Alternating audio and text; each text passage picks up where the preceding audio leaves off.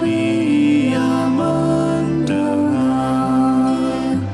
sejak kulihat wajahnya, ku yakin pada firman-Nya dan menyerahkan bimbangku di dalam saat yang teduh.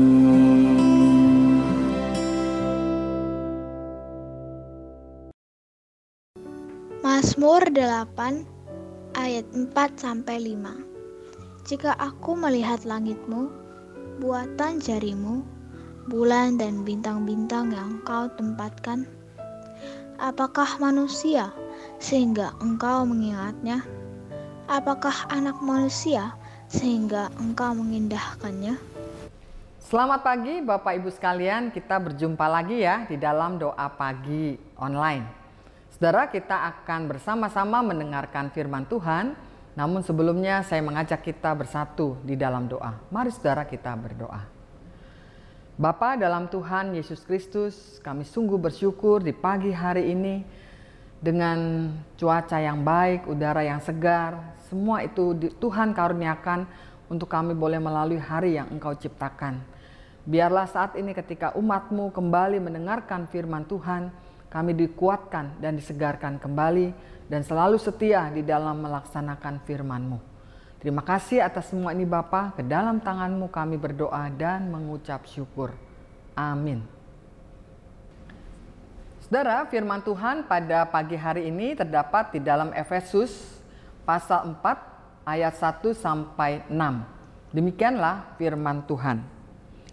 Sebab itu, aku menasihatkan kamu, aku orang yang dipenjarakan karena Tuhan, supaya hidupmu sebagai orang-orang yang telah dipanggil berpadanan dengan panggilan itu. Hendaklah kamu selalu rendah hati, lemah lembut dan sabar.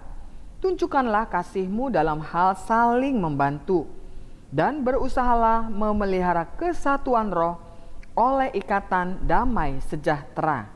Satu tubuh dan satu roh, sebagaimana kamu telah dipanggil kepada satu pengharapan yang terkandung dalam panggilanmu. Satu Tuhan, satu iman, satu baptisan. Satu Allah dan Bapa dari semua, Allah yang di atas semua dan oleh semua dan di dalam semua. Saudara, demikianlah firman Tuhan. Yang berbahagia adalah kita yang mendengarkan firman Tuhan dan memeliharanya. Saudara yang dikasihi oleh Tuhan Yesus Kristus, pada pagi hari ini tema yang diangkat adalah memelihara kesatuan roh. Saudara, saya bicara saat ini tentang persekutuan. Saudara, tidak sedikit gereja sebenarnya lebih menampakkan perkumpulan daripada persekutuan. Memang kelihatannya mereka ada bersama-sama dalam gereja. Mereka beraktivitas bersama-sama dalam pelayanan. Tapi belum tentu dikatakan bahwa mereka ini adalah persekutuan. Karena mereka tidak membangun persekutuan yang kuat. Baik dalam saling memperhatikan, mengasihi, mempedulikan, memahami dan mengerti karakter-karakter yang ada di dalamnya. Nah, saudara, hal ini juga terlihat sebenarnya di dalam jemaat Galatia. Maksud saya jemaat Efesus. Jemaat Efesus ini saudara adalah jemaat yang di dalamnya, kalau kita perhatikan seperti yang dinyatakan Paulus, adalah jemaat yang justru lebih mengedepankan sikap-sikap atau sifat-sifat yang merasa diri super, lalu saling menyalahkan, lalu saling merasa diri paling benar dan menghakimi. Dan hal-hal yang seperti inilah yang menurut Rasul Paulus bisa membuat perpecahan gereja. Nah, karena itu saudara, bagaimana supaya jemaat di Efesus ini dapat membangun kesatuan roh? Oleh karena itu, di dalam Efesus pasal 4 ayat 2-5 dikatakan, hendaklah kamu selalu rendah hati, lemah lembut dan sabar. tunjukkanlah kasih-Mu dalam hal saling membantu dan berusahalah memelihara kesatuan roh oleh ikatan damai sejahtera, satu tubuh dan satu roh, sebagaimana kamu telah dipanggil kepada satu pengharapan yang terkandung dalam panggilan-Mu. Saudara, coba perhatikan di sini kalimat dan berusahalah memelihara kesatuan roh oleh ikatan damai sejahtera. Kenapa Rasul Paulus di sini tidak memakai kalimat giatlah menciptakan atau membangun kesatuan? Tapi yang dipakai adalah memelihara kesatuan roh. Kenapa, saudara? Karena sesungguhnya Paulus mengatakan mereka ini adalah umat yang sudah disatukan dalam satu tubuh, satu roh, satu pengharapan, satu Tuhan, satu iman, satu baptisan, dan satu Allah dan Bapa dari semua. Dan itu adalah landasan yang kuat dalam persatuan.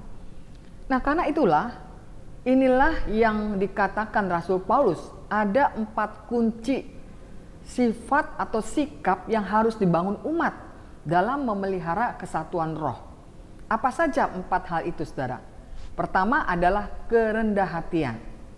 Saudara, kita tahu ya, orang yang rendah hati itu adalah orang yang anti sombong. Ya.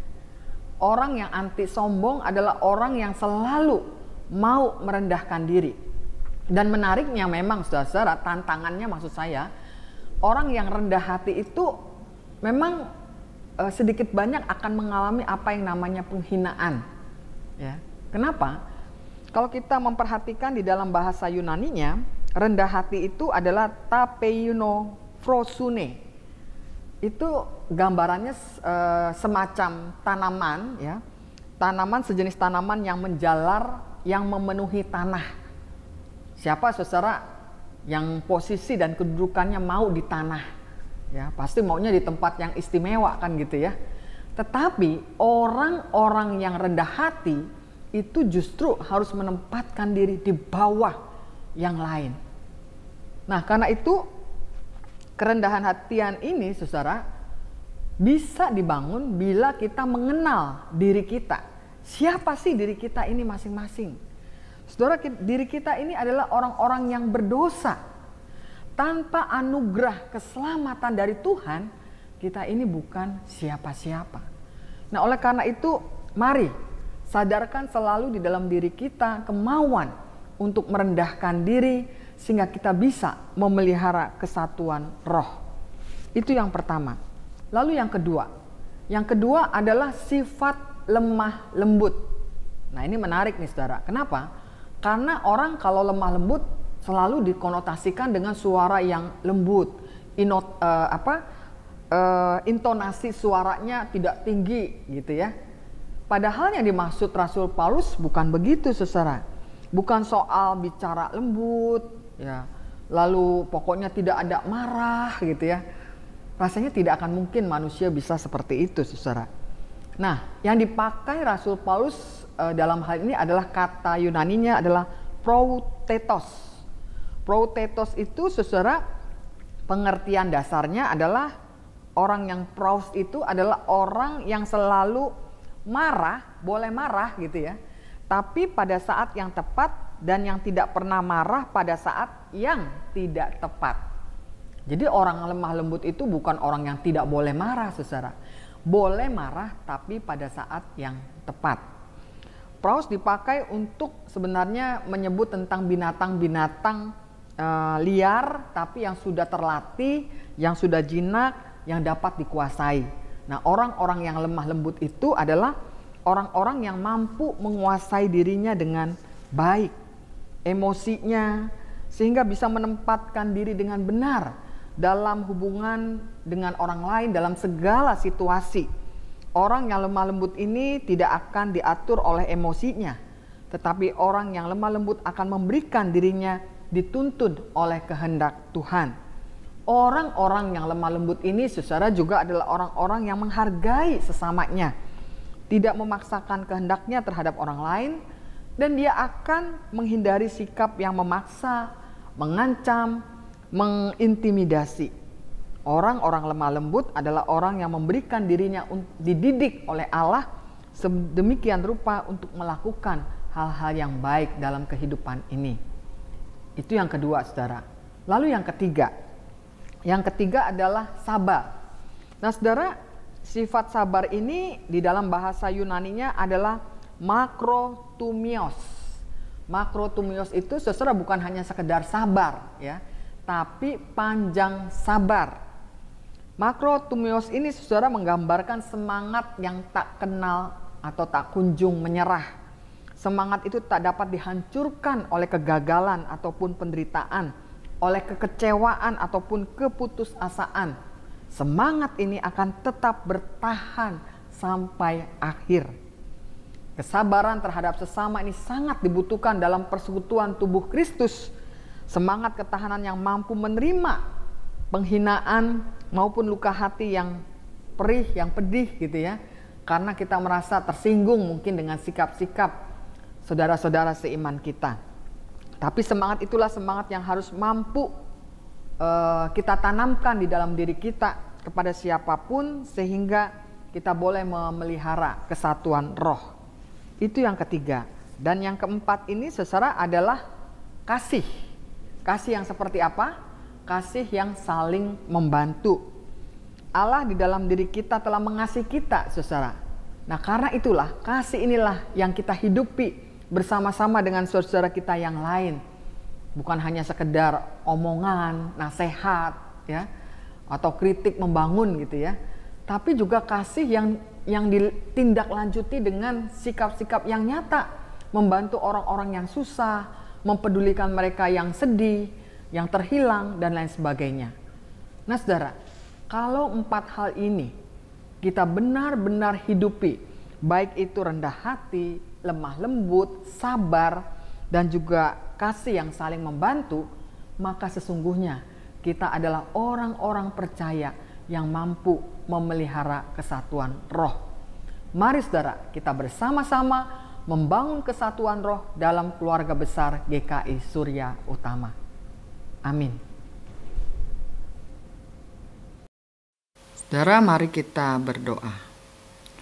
Bapa dalam Tuhan Yesus Kristus, terima kasih kalau pada pagi hari ini kami boleh belajar tentang bagaimana memelihara kesatuan roh sebagai satu tubuh Kristus, yang memang kami ada dalam berbagai perbedaan, tapi kami boleh terus belajar dalam kasih-Mu untuk boleh memahami dan mengerti perbedaan apapun yang ada di tengah-tengah kehidupan berjemaat, dan kami boleh terus membangun hubungan yang baik dalam komunikasi dan relasi.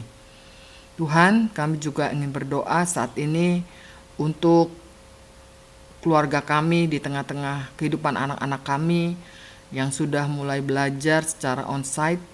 Tuhan, peliharakan hidup mereka dalam studi mereka dan masa depan mereka.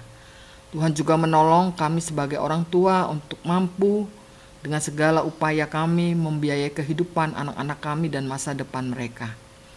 Karuniakanlah juga dalam keluarga kami kesehatan yang baik untuk seluruh anggota keluarga, sehingga apapun yang boleh kami alami ke depan ya Tuhan, dengan tantangan yang tidak mudah, Tuhan terus yang menopang kami. Kami juga berdoa untuk keluarga-keluarga yang mungkin saat ini sedang bergumul soal pekerjaan atau usaha mereka. Tuhan, berikan jalan keluar di tengah-tengah situasi yang berat ini. Tuhan, kami juga ingin berdoa untuk pemerintah di dalam menangani masalah-masalah ekonomi, keamanan, dan perdamaian di seluruh wilayah Indonesia. Kami percaya Engkau juga memakai para pemimpin bangsa kami dan juga polisi, TNI untuk boleh bersama-sama melindungi rakyat dan mampu mengatasi setiap pergumulan yang ada sebagai satu bangsa. Kami juga berdoa untuk kehidupan dunia ini yang sering kali menunjukkan atau mempertontonkan kekerasan, baik lewat perang atau berbagai pembunuhan dan lain sebagainya. Tuhan, kami rindu agar pemimpin-pemimpin juga bisa memberikan pengayoman yang positif bagi kehidupan bangsanya, supaya tidak mengedepankan ego masing-masing atau kelompok sehingga merugikan kehidupan kemanusiaan ya Tuhan. Kami juga berdoa agar masyarakat dunia juga memperhatikan lingkungan kehidupan yang asri yang benar-benar dapat memberikan kenyamanan bagi seluruh makhluk di seluruh dunia ini ya Tuhan. Kami percaya Tuhan bahwa Engkau senantiasa berkarya bagi pemulihan dunia sehingga apa yang terjadi lewat sejarah kehidupan dunia ini boleh menunjukkan peradaban yang semakin lebih baik lagi. Terima kasih Tuhan untuk segala hal yang boleh kami naikkan dalam doa-doa kami. Doa ini hanya kami naikkan dalam nama Tuhan Yesus Kristus. Amin.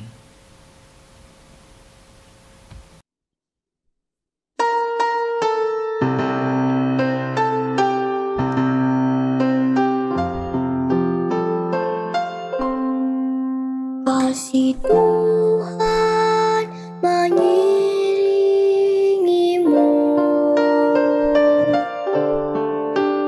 dan sayapnya melindungimu.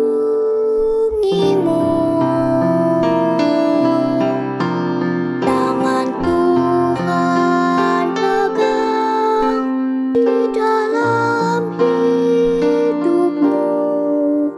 Majulah dalam terang kasih-Nya.